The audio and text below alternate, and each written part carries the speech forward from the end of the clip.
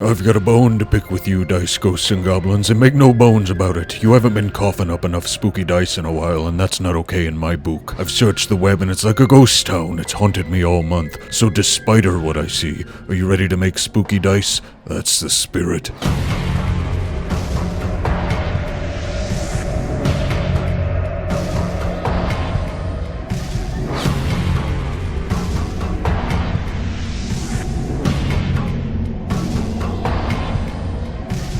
Today we're going to be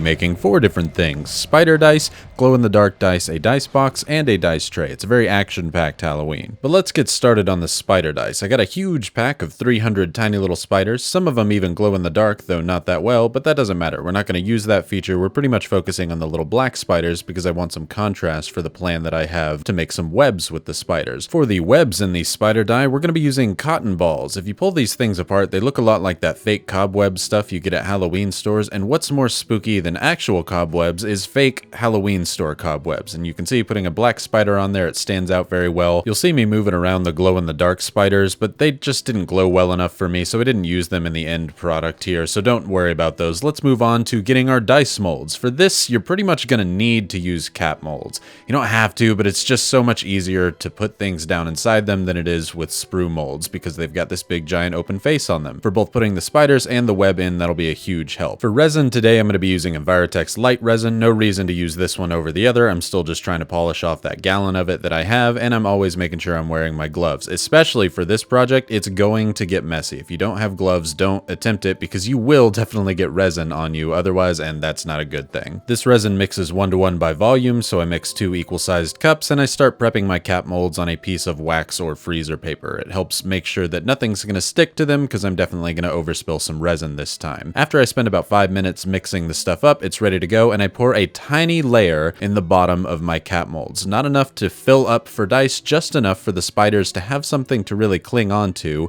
so that we don't have any air bubbles or voids on the bottom. I'm going to place my spiders in, but because my numbers have the highest number down, I need to set my spiders upside down when I place them down into the molds. Make sure you get your orientation right because there's really not going to be a chance for you to adjust this later on once we put the webbings in. So take your time, get it right. It's really hard to get the spider down into the D4, but I was able to make it work. They were just the right size, any bigger and it would not have happened. Now I pour a layer of resin over the spiders until it is completely covering the inside of the mold. You can leave a little gap if you want because we're going to squish this and have a lot of resin run over. After we take our little shaved pieces of cotton from the cotton balls, I'm going to pour a bit of resin over the top of them, and I'm going to swirl it around with a stick so that they are completely encased and coated in resin. This way we have less chances of having air bubbles from just putting them down in there, because if we hadn't done that, there definitely would have been huge gaps and voids and the dice would not have been balanced at all. If we soak these things in resin, we're pretty much going to be able to play with them and not have any problems at all. You can see I lost a lot of resin as I was pushing the web down in there. I lose a lot of resin each time I push it down, and some of them I put way too much cotton in, so I actually had to take it out and rip it up more with my hands. Don't be afraid to do that, but you can see how messy my fingers are. This is why you got to be wearing gloves during this step. It's really hard to do this with a tool. It's very much easier to feel your way on it. Maybe you're better than I am, which is very much likely, but this helped me a lot. I was even able to get a little bit of cotton down in the D4. After all my spiders had their webs, it was time to fill the rest of the molds. I overfill cap molds with resin. That way, all it has to do is squeeze the excess resin out, but I don't have a chance of having too little resin in there. I also pour extra resin over the tops of the molds and go a quick pass with a lighter over the top to pop any surface bubbles. I'm going to put these in my pressure pot insert, but I also have freezer or wax paper on the bottom side of that because anytime I put these lids on, this is where we get all that resin squeeze over. You can see on the side it's already pouring down to the bottom,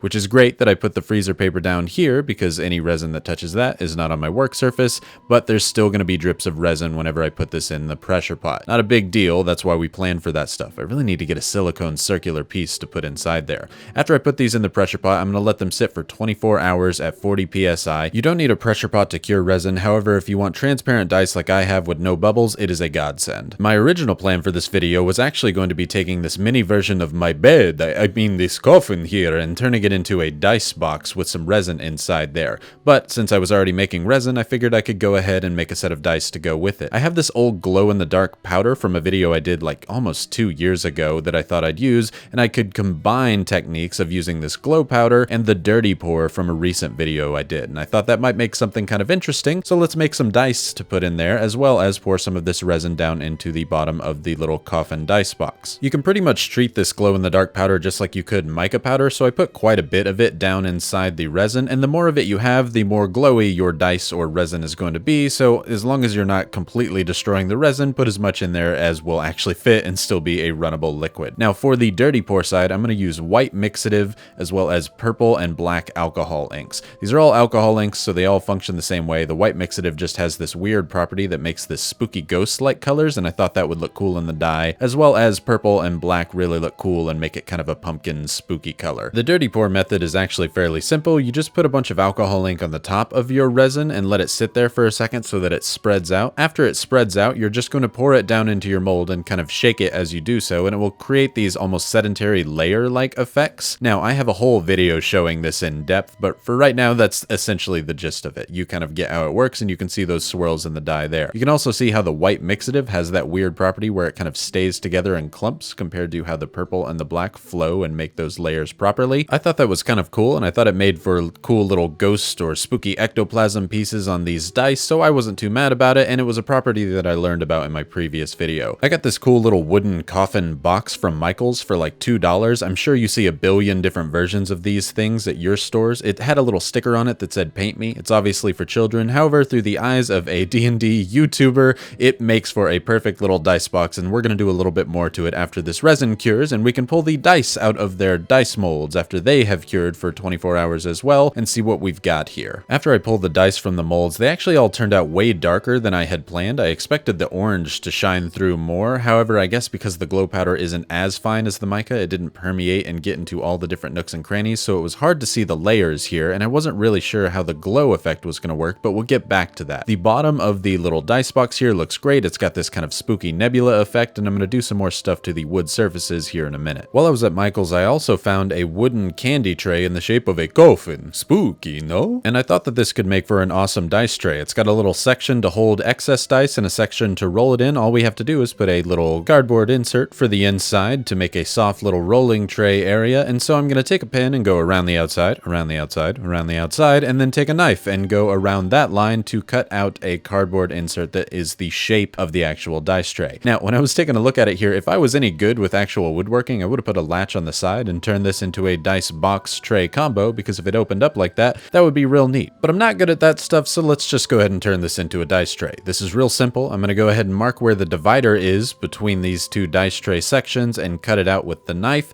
After I do that, I cut about 1/4 of an inch off of one side, and that allows it to fit in there pretty snugly. You can see here I have to actually bang on it to get it out, and I do the same thing for the top. As long as they both fit in there snugly, there's not going to be any real problems. I want this to be covered in black felt, which I got for 50 cents at Michael's while I was there, so hey, bargain hunting. And I'm going to glue these cardboard pieces down to the felt with some Gorilla Spray adhesive. This may seem like a similar step that I've done before, because this is actually how I've done my dice trays in the past in a previous video, except obviously this dice tray is a million times spookier because it is in the shape of a coffin. I cut around each piece of the cardboard with either scissors or a knife if you don't have any scissors, which I'm be surprised if you have a knife but not scissors, enough to leave about a 1-inch gap around the edge. That way we can glue the flaps down on the inside of the cardboard. The back side isn't going to matter. We're not going to see it once it's glued down. So with a little bit of glue, we'll glue those in, and we do a little test fit into the dice tray. It fits fine, so more glue onto the bottom, and I push this down into the actual tray. Make sure you push it down firmly. That way it gets into all sides. And if you need to, I like to take a little popsicle stick and make sure all the corners are really tightly pushed down in there.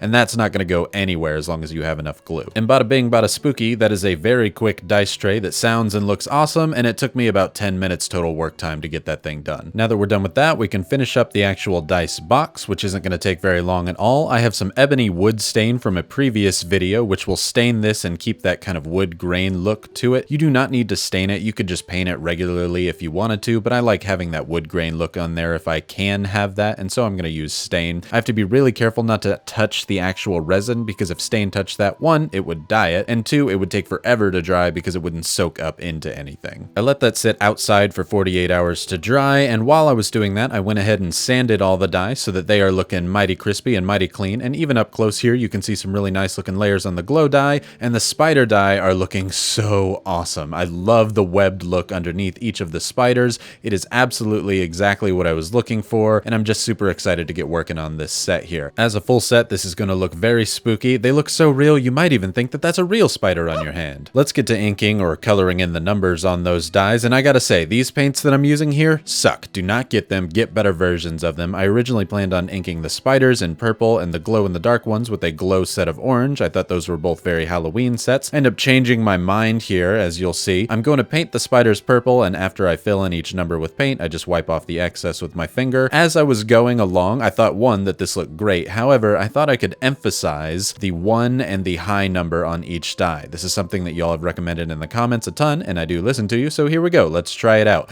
After wiping that off, I actually really like this. This makes it look like a perfect Halloween set with the purple and the orange there. The set is looking really awesome. The orange stands out great against the spider, where I don't think the purple would have. So after inking those up, I inked the glow-in-the-dark set with glow-in-the-dark paint. The reason I say that these paints suck is after they dry, you can see here they leave a lot to be desired. There is so little pigment in these paints that they are just not ideal. I am certain that there are better glow-in-the-dark paints out there that would look more awesome. However, I still think that these look great, and because of the contrast between the dark dye and the orange, you can still read them without any problems, and whenever we glow them here in a moment, you can see them fantastically as they glow in the dark. I like this set overall a lot, and I think it sounds great on the table as you roll them, because hey, resin dice, they always sound great. And our new dice tray makes them sound really awesome as well, and that cost like $3 total to make. However, I gotta say, as far as winning sets go, this spider set here is my absolute favorite. I love how the little webbing looks just from cotton balls, and it totally feels and looks balanced. There's hardly any bubbles on the inside at all, which I was really worried about with all that cotton inside there. You can see each individual spider. It looks like something's crawling around in a web there. The purple is awesome around the edges. However, the orange really pops on the low and high numbers, so as I was rolling these, it was really exciting and nerve-wracking whenever orange came up on the top, because I knew that was either really good or really bad, so it created this almost moment of like, anytime I rolled the die. And so I actually really like the idea of inking a different color for the high and low numbers, both on D20s and on all of the other ones, and it almost creates a contrast, which makes it even more readable, so I was excited about that. Our little black coffin dice box had an awesome glow up. Get it to glow because of the glow in the dark. Anyway, I think it looks awesome. It holds one dice set easily. It can't really fit more than that. You might be able to fit some extra D6s in there if you're a fireball and wizard, but other than that, it holds one set fine, and we have this other dice tray here that costs like $3 to make. I know what you really want to see though is how well do these things glow, and like I said, they do glow decently. However, it doesn't hold the glow at all with these paints. It pretty much glows vibrantly as if it's UV reactant, but it doesn't really look glow in the dark as far as the actual glow paint is concerned. Looking up close, they look really awesome, but again, they only hold the charge for maybe about 2 or 3 seconds, so that was kind of disappointing. However, moving on to the actual glow dice that are meant to glow, these things look fantastic. The orange is a nice little pop because it glows in the dark if you have UV on it. However, the orange from the glow powder that's inside these holds its charge for a long time. I swear the camera doesn't do it justice here. These things glow really, really brightly inside the little bathroom that I was flicking the lights on and off for to get the little glow effect because it was way too light out when I was trying to film this. And it looks awesome with that dirty pour and the different layers in the dark here. So I gotta say, these are a win if you're gonna do a spooky glow in the dark dark session. The actual dice box here with the coffin looks awesome whenever you shine a UV light onto it. However, there was so much black left over on it, you can't really see it glow without the light directly facing it. So win some, you lose some. I think everything personally turned out really well, especially since I was only planned on doing the spiders in this black box here, so I guess I have some things that I might be able to give away. Since I've shown you my dice making tricks, how about I give you a treat? Obviously I'm going to give away some dice, but I'm also going to give away some things from Game Tea. They sent me a big package of stuff. Since it's Halloween, they wanted to help provide some treats, not just tricks, for my viewers on the channel here. They have a ton of different Halloween stuff, and so they sent me this wallet here, which is awesome. It's got a bunch of D20 stuff on it, as well